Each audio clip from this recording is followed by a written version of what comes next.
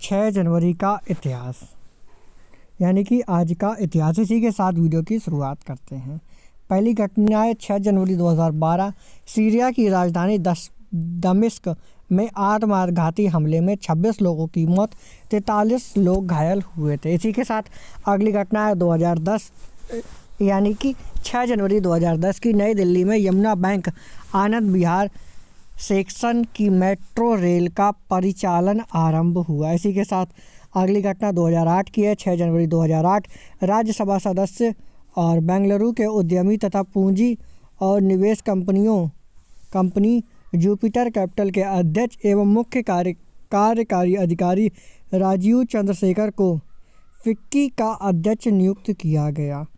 इसी के साथ अमेरिका के पश्चिम तटीय क्षेत्र में आए तूफान में से भारी तबाही हुई थी। इसी के साथ अगली घटना है 2007 की, यानी कि 6 जनवरी 2007 उत्तर प्रदेश का हिंदी संस्थान की ओर से साहित्य के क्षेत्र में दिए जाने वाले वार्षिक पुरस्कारों के अंतर्गत वर्ष 2007 में भारतीय सम्मान केदारनाथ सिंह को प्रदान करने की घोषणा हुई। इसी के साथ 2003 में रूस के संयुक्त राष्ट्र से बिना अनुमति लिए इराक के खिलाफ सैनिक कार्रवाई पर अमेरिका को चेतावनी दी। इसी के साथ अगली घटना है 2002 की, भारत ने सीमा में घुस आया पाकिस्तान का जासूसी विमान मार गिराया। भारत ने सीमा में घुस आया पाकिस्तानी जासूसी विमान मार गिराया।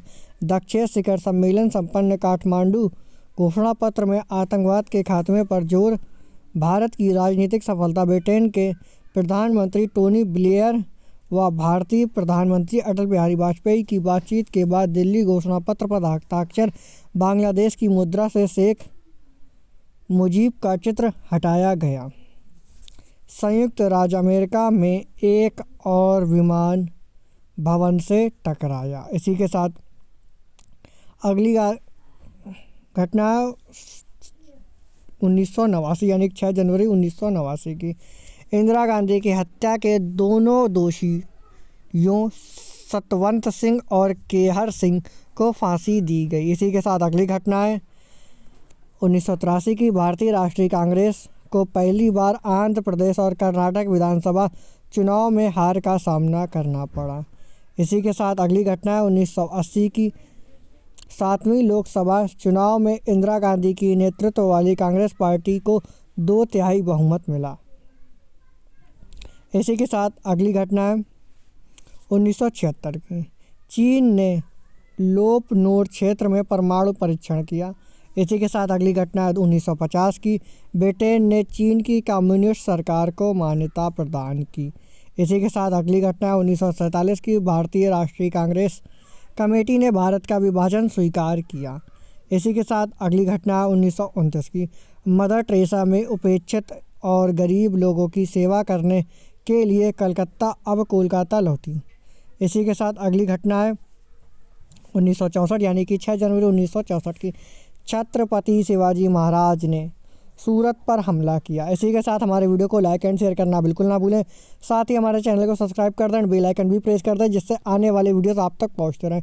इसी के साथ बात करते हैं आज के दिन, यानी कि 6 जनवरी को जन्म लेने वाले लोगों की। पहला नाम है मधु कोड़ा।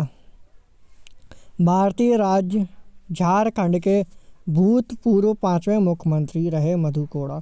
मधु कोड़ा का जन्म 6 जनवरी 1971 को एक भारतीय राजनीतिज्ञ हैं, जिन्होंने 2006 से 2008 तक यूपीए गठबंधन झारखंड के मुख्यमंत्री के रूप में कार्य किया था। उन्होंने 18 सितंबर 2006 को झारखंड के 5वें मुख्यमंत्री के रूप में शपथ ली और 27 अगस्त 2008 को इस्तीफा देने तक पद पर बने रहे। इसी के साथ दूसरा नाम आता है निकल के जयराम ठाकुर। यह भी एक राजनीतिज्ञ एवं हिमाचल प्रदेश के 13वें मुख्यमंत्री रहे, जिनका जन्म 1965 ईस्वी में हुआ था। जयराम ठाकुर एक भारतीय राजनीतिज्ञ एवं पूर्व में हिमाचल प्रदेश के 13वें मुख्यमंत्री के रूप में कार्य कर चुके हैं। वे भारतीय जनता पार्टी के राजनेता। वे हिमाचल प्रदेश विधानसभा के लिए मंडी जिला की सिराज नामक विधानसभा क्षेत्र से निर्वाचित हुए हैं। वह 24 दिसंबर 2017 को भाजपा विधायक दल के सदस्य चुने गए थे। इसी के साथ अगला नाम है कपिल देव। कपिल देव भारतीय क्रिकेट टीम के पूर्व कप्तान हैं। कपिल देव का जन्म 6 जनवरी 1959 को चंडीगढ़ में हुआ था। उन्होंने 1978 में पाकिस्तान के खिलाफ इस्लामाबाद में टेस्ट डेब्यू किया था। साल 1982 से 83 में वेस्टइंडीज़ में हुई एक दिवसीय मैचों की सीरीज में इन्हें टीम इंडिया का कप्तान बनाया गया था। साल 1983 में कपिल देव की कप्तानी में भारत ने पहली बार क्रिकेट विश्व कप जीता था। कपिल देव टेस्ट में 5000 रन और 400 विकेट लेने वाले एकमात्र क्रिकेटर हैं। उन्होंने 1994 में 200 एक दिवसीय विकेट लेने वाले पहले खिलाड़ी के तौर पर संन्यास लिया था। साल 2002 में विजडन ने उन्हें सदी का भारतीय क्रिकेटर चुना था। इसी के साथ अगली पॉइंट है 2010 में इन्हें ICC cricket hall of fame में शामिल किया गया।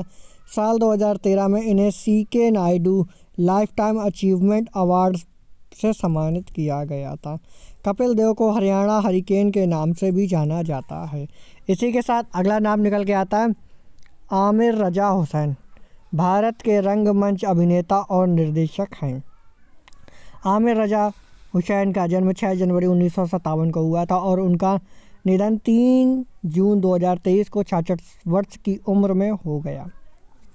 ये कारगिल युद्ध पर आधारित द 50 डे वार और रामायण पर आधारित द लेजेंड ऑफ राम जैसे आउटडोर स्टेज प्रोडक्शन के लिए जाने जाते थे। उन्होंने 1974 में स्थापित स्टेज डोर थिएटर कंपनी के क्रिएटिव डायरेक्टर के तौर पर काम किया। साल 2001 में उन्हें रंगमंच के उनके योगदान के लिए पद्मश्री से सम्मानित किया गया था। उन्होंने बाहुबली और RRR जैसी सुपरहिट फिल्मों में भी काम किया था।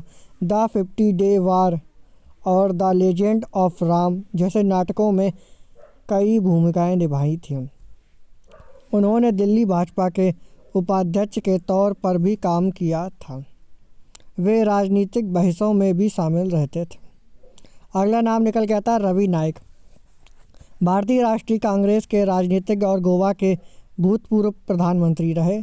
रवि नायक गोवा में एकमात्र विधायक रहे जो राष्ट्रीय वॉलीबॉल खिलाड़ी थे।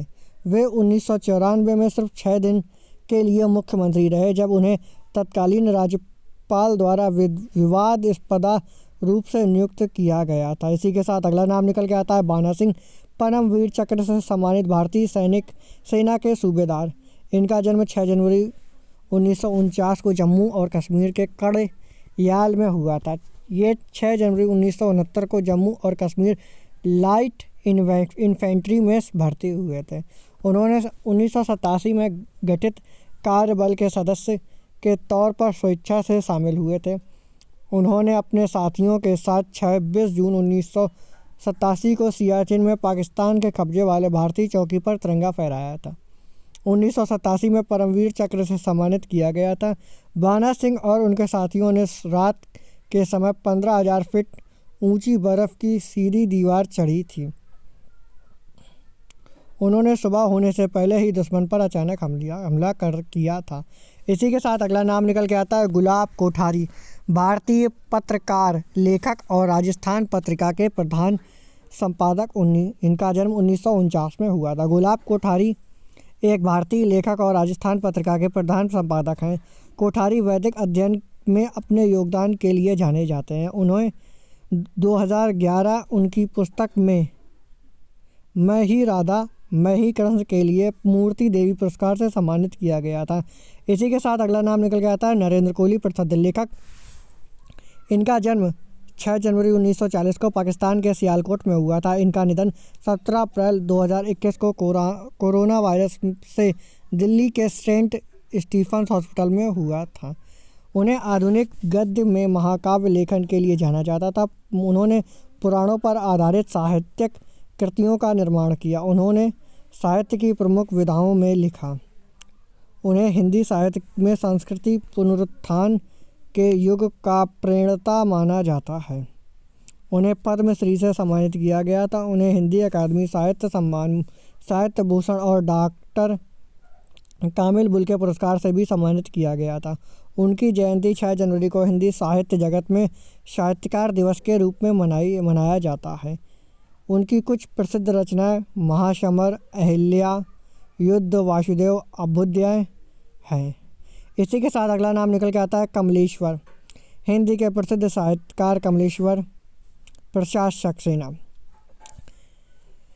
इनका जन्म 6 जनवरी 1932 को हुआ था। इनका निधन 27 जनवरी 2007 में हो गया था। जिन्हें कमलेश्वर के नाम से जाना जाता है, 20वीं सदी के एक भारतीय लेखक थे जिन्होंने हिंदी में लिखा। उन्होंने भारतीय फिल्मों और टेलीविज़न उद्योग के लिए पटकथा लेखक के रूप में भी काम किया। इसी के साथ अगला नाम निकल के आता है खलील जिब्रान।